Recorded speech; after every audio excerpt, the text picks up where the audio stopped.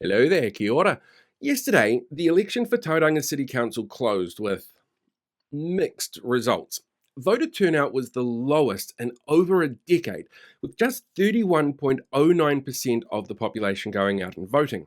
Now, Tauranga uses an STV system as their voting system, and the results yesterday were what we call progress results. So they don't include any votes that were cast on the Saturday or special votes, of which it looks to be about 3,000 of them left to count. Those preliminary results, which do include those missing votes, come out some point in time today, and then the finalised votes come out on Thursday. Of the races for council, of which there's a few, there's only three that might see changes. The Te Papa ward, where there's about 75 votes difference between the top two contenders, Arataki with 130 votes between the top two, and Papamoa with 110 votes between the two.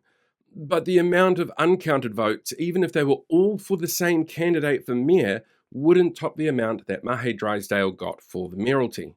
Or Alexander. His first name's actually Alexander. In terms of results, those that voted sent a really clear message. Of those deposed councillors that got replaced by the commissioners, only one was returned, and that was in the marginal Papamoa ward, so there might be a change there. Voters also overwhelmingly rejected the candidates knowingly pushing openly racist and homophobic rhetoric online and spreading mis and disinformation. In fact, they rejected them so hard that most of them barely got a quarter of the votes of the winning candidate in their wards, in an historically low turnout election. And now the election's over, I can actually talk about comments like this. See, as some of you may have seen, Rob in particular has taken great pains to tell me to watch out for the police and Netsafe over videos and articles, pointing out that candidate Susie Edmonds has a long history of manipulating, lying, and hurting people. Susie's actually told people that she intends to sue for defamation, and Rob points out complaints have been made under the Harmful Digital Communications Act. Well, I've got some news on that front, and to quote our man Rob, there's a few big words in it, but don't fret. I'll be happy to explain any you don't understand. You see, our laws on defamation actually rely on a couple of different elements. It's up to the accuser to prove them valid. They include proving that the comments are false, which can't be done in this case, because not only do those pieces of content include things like screen grabs with dates and times that confirm parts of what was presented, there's multiple emails and Facebook messages that back up the comments made from a range of sources, which actually leads to the second burden, having to prove the person who made those initial claims knows that they are false. If they believe them to be true, it's not defamation, and I know that they're true. And when it comes to the Harmful Digital Communications Act, well, that also includes an element that considers proving the truth of any communications. There's actually 10 principles to this particular act. They include things like not being threatening or intimidating, indecent or obscene, anything shared in breach of confidence, or anything that incites someone to send a message to somebody else that might cause them to self-harm. None of my content does that. But what they're alluding to in this particular law is around the harassment element of the law, which also doesn't count.